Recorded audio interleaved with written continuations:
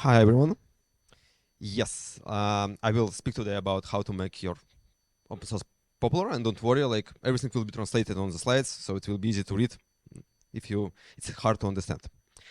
I work at Evil Martians company. I have the stickers of this funny logotype. But today I will tell about my experience in open source. When I start writing open source, there was no GitHub. My first project is on the South Forge. It like was project before the GitHub, very old one, like old school. And few of my projects became really popular, like PostCSS, with a prefixer, etc.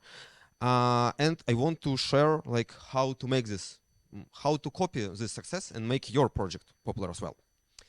But first, I want to start from completely different idea. Like, why do you why do you may want to create open source project? Because like a lot of people say that everyone must to have open source project. That like it's very important to find a job. Like your son of your mother best friend already have a very good open source project. Where your project will be? And they say that it's very easy. Just create an idea and you will be very popular. Unfortunately, it's completely not true. It's very similar to Instagram. We see only a success story, but we don't see the real life. In reality, a lot of maintainers of very big projects has very small amount of the followers. So open source will not give you popularity. There is a much better way to bring popularity. It's, for instance, articles, write articles, or make a talks. It's much better to bring followers on Twitter. Second, your new GitHub project is not a very good idea for your resume, for your colleague room. Because the main problem is that if you will start a new project, you will spend like a month or more, and then you will have a very small project with few likes from your grandmother. In contrast, it's much easier to make a commit to some popular tools like Babel, ESBuild, etc. A lot of big open source projects, it's very easy to contribute them. For instance, like how you can make a better resume. First, create an application instead of a library, because application is something which like very closer to the production. Second, it's very easy to find issue in documentation in popular project and send pull request. Or for instance, translate application to Spanish. It's also very easy. And you will have a commit which you can show to your like worker. Or like start to using beta versions of the software and you will find so much bugs. So you will start to commit and it's very easy to become a core, to become part of the core team. And it's much better to have the core team in your curriculum. I think that there is only one good way to start a new open source project, is if you want to change the world. For instance, I started after Prefixer because I hate Compass, it's very old front-end tool, so much that I wanted to kill this project. And as a result, this was the idea behind after Prefixer. Or like for post CSS, I wanted diversity between CSS tools. So like we will have many different tools for CSS. And it was successful. Or like for size limit, I want to make a website smaller. But as you know, it never happens.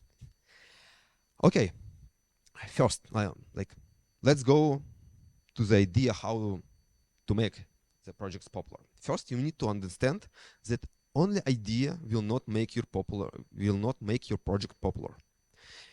I have like 4 popular projects, but in reality, most of my projects are not popular at all. In reality, the real formula of success for in open source is your popularity, is how much effort do you put to promotion, is the benefits for user, and unfortunately is the luck. There is no idea there. There is only a benefits for the users, and it's very important. Like idea is not enough. Okay, base axiom how to make popular open source projects. First, we talk about the formula. Second, like a lot of people think that people choose a tools by rational. Like they compare every tools between each other to make a rational choice across all options. Unfortunately, it's completely not true. In reality, people make irrational choice only across the popular options. For instance, when company build a website, they will use React not because React fits best, but because React is popular and they want React because it's cool. It's all like popular projects and irrational choice. Second, you need to understand that people don't read like this nowadays. Like it was a year ago. Right now, it's mostly like this. We don't have time, people don't have time, and they don't have a time to read. Okay, preparation. What do we need to make before our open source project? First, we need to understand that like your project popularity is related to your popularity, and your popularity is related to project popularity. Like, complex thing. So you need to prepare. My biggest mistake was that I'm from Russia originally, and when I start my projects, I had only a Russian account. And as a result, like international community have nobody to mention because they can't follow my Russian account. This is why if you want to become an open source star, it's very important to create account in English. I prefer two different accounts, but choose your way. Second, you need to understand that popularity formula contains luck, and there is no way to improve the luck. The only way is to try multiple times, and you need to be ready that your best projects will not be popular just because of no luck. You need to continue, you need to prepare that sometimes it will not be so good. Okay, let's go to do some real changes. First, you need to understand that most of your efforts should be going to the README. README is entry point to your projects, so you need to polish this as maximum. As I mentioned, people don't read README line by line, but they will read your README only if they understand the benefits for them. But the documentations, README contains the benefits. So how do they will read README if they don't know the benefits?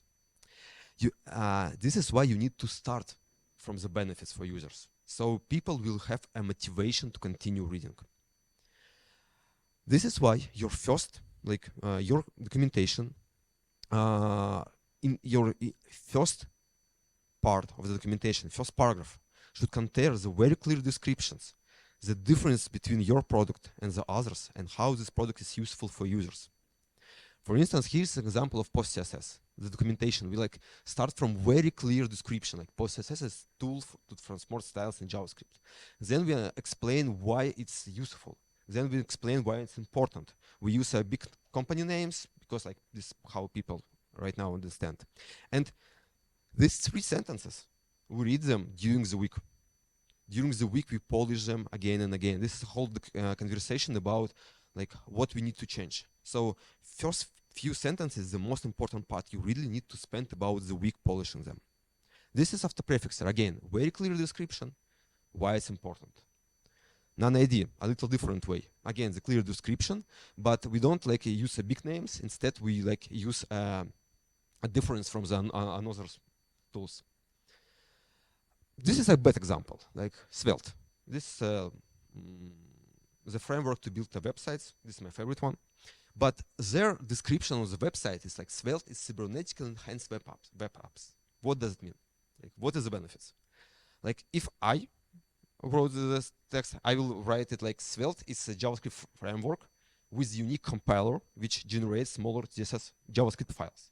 This explains the difference. This explains the benefits. This explains what is this. How to make a good description? Imagine if you're going to bar with your friends and I spent the whole week writing this tool, and then how do you describe your tool to friends? This is what you need to put to your README. But before, you need to cut it by 2.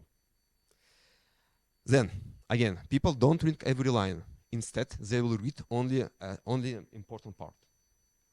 And so, your documentation should be like a progressive check. The user should understand the basic concept just by reading the random parts of the documentation, and if it's important, then it will go read more details and more details. Only if the user will understand that documentation, this tool is useful on the first step. So there is a good hack how to solve this problem. Use illustration and code examples. It's much faster to read illustration and code examples. Then use lists and bolts. It will help users to read on the first step when they just scan the documentation. And highlight the most important part. So user will read it and it will be enough. Second, then use real proofs. If you say that your tool is small, just show the numbers, bytes. If you say that your tool is fast, show the benchmark just in the beginning of the documentation. If you say that you have a good API, show the API. Okay, this is like a beginning. Then you need to put step-by-step starting guide, because people don't have time. People don't have time to understand how add your tool to their projects. They will need it yesterday. And so they will need a very simple step-by-step copy-paste guide how to start the project. Like, be very specific. Don't, like, for instance, in like post-CSS plugins, we don't say like use post-CSS. Instead, we explain that, like, check that you have a post-CSS in your projects. You can find it in this and this files. If not, this is a way how you can install it, etc., etc. And like, if you like in your step-by-step guides there is a multiple ways how to do it, explain it to user. Or like make a different sections for different type of users. But it's in the end should be a very simple step-by-step guide. But then test your step-by-step guide on the new project, because it's very easy to write, but in reality it will not work. Okay, we wrote a good README file. What next? There is a very popular mistake. You create a project, you put it to Twitter, nobody retweeted it. You said, you stop doing anything. What is the problem? The problem is that you promote it only once. Promotion should be iteration, each one by one. On each iteration, you should do some action, tweet, like release new feature, then collecting feedback, then fix it your project according to the feedback. And each iteration should be bigger and bigger. But you should start from the very small one. For instance, the first iteration should be just explain the idea to your friends. On this iteration, your like the main reason, like the main objective which you need to find is like to find a best way to describe your projects to users. And your friend will give you a feedback, and you will like try a different way to explain them and find the best way. Second, convince your colleague to try your tools. They will bring a lot of developing experience issues. Third, go to the social media, explain your project there. But like in these steps, you should understand that on this step you need to find the best way to describe it in social media. It will be not successful. First tweets will nobody like, because you still need a way to find a way to describe it. And then tweet again, or like put it on Mastodon on every new big feature. On each social media post should contain a screenshot, because people like images. It should contain project descriptions, even if you tweet about the new feature, because a lot of users will miss your first tweets. You need to explain the projects from the beginning on every social media post.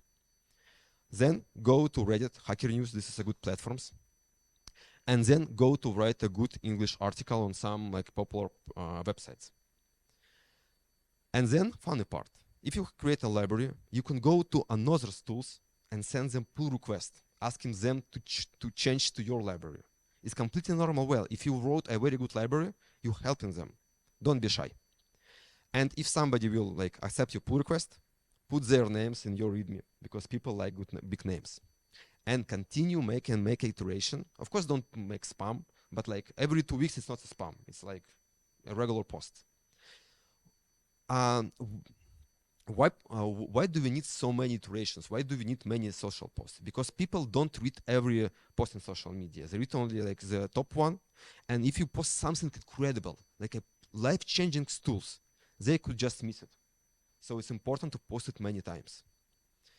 And why do we need so many iterations? First, you need to understand that your projects will be very bad in the beginning. You will have a lot of problems, and it doesn't matter how polished you are. You will still have some issues, and only users will help find them. But then it's very important that like people choose irrationally. And when they choose a library, the real questions which they ask is like how long they will support the project, like how many resources behind them. And if you post it only once, they think that this project is dead. This is very important. This is why it's very important to post it regularly, because people will see that you still care about the projects. Okay, you create a project, you make it popular. What next? You start to receive a lot of issues, and it's very easy to be burnt out. Like you have a lot of issues, you don't have a lot of time to answer them. You start to blame yourself. Because of like blaming, you have a depression, and you have no resources to answer the issues. I call it like circle of the guilds, and it's very easy to destroy you as a maintainer. how to like solve this problem? First, community, like open source and issues, it's not a free support. It's a community. And so if somebody needs some feature, this is their job to write it. If somebody asks you some feature, just like ask them, like, yeah, send me pull request. It's not your problem to write your code. Then, I have a ritual. Every 15 minutes, every morning, I answer to issues. It's very good, like a way to warm your brain. And this is like a easy way to answer to every issue, so you will not have like a big queue. Then it's okay to just ask people to wait. If you don't have answer right now, it's okay to say them like, I'm too drunk. I can like find a solution for your tool. And sometimes, people, they don't need a solution. They sometimes need to be heard. And so if you just write them, like, it will be very fun for them. And every time when somebody posts me some issue, I try to find a way to not have this issue in the future, to solve it right now so it will not happen in the future. If people ask me stupid questions, it's not problem that they are stupid. It's the problem of my documentation. So if they ask stupid questions, it means that I need to add some warning to my tool, so it will stop their questions. Or like it's impossible to add a warning, just put a README. Like nobody really read documentation, but at least it reduces the number of issues. Then, if like you already post answer to the documentation, but you still have an issue, you can ask issue creator, why did you not find the answer? And the issue reporter could find for you a better way to put this information to documentation. How to deal with with negative feedback? What if like they hate you? There is no simple answer. There is no way how like you don't care about it. Of course you care because it's your project, it's your child. But there is like my solution is asking a question. If there is some negative feedback, I ask a question. Because a lot of people, they don't really, they don't hate you. They just need to be heard. And sometimes just your answer for them, just your communication with them, just question for them, it's everything that they need in this life. And the funny part that with the questions, you can convert your haters to your biggest fan. And then they will hate others projects who are your competitors. But the very important part that open source is not competition. You're not competing with others open source projects. Because open source maintains is slavery. And if you create an popular open source projects, you are a slave of like working for the community. And this is why, if there is another project which is better for you, which is better than your project, it doesn't mean something bad. It means that you are finally free. That like this project could take all users, all issue, and all problems. Like open source, unfortunately, it's a free job. You are doing it for free, and like so you're not competing with other people for free job. It's like that doesn't make a sense. Okay, resume. First, success formula. It's like project popularity will depends on your popularity of how much effort do you put to promotion, benefits for user, and unfortunately luck. Second, people choose irrationally across popular options. This is how you need to like solve the problem with promotion. Second, people don't read line by line. Second, then README file is the most critical part. It's very important to have a very clear description on the beginning of your README. Don't put images there. Don't put this big image of, like some gradients there. Just put a very simple, clear description. Then explain how this project is useful for users, explain the difference, and get an easy step-by-step instruction how to add the project. Then promote your projects regularly. That's all. This is my Twitter, Mastodon, and social media of Evil Martians.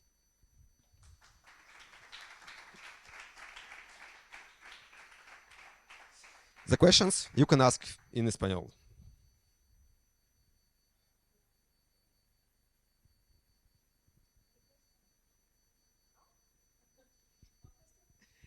If you're shy, you can ask me during the after party. It's the best moment to ask the questions. And I have stickers of Evil Martians if you want. And post CSS.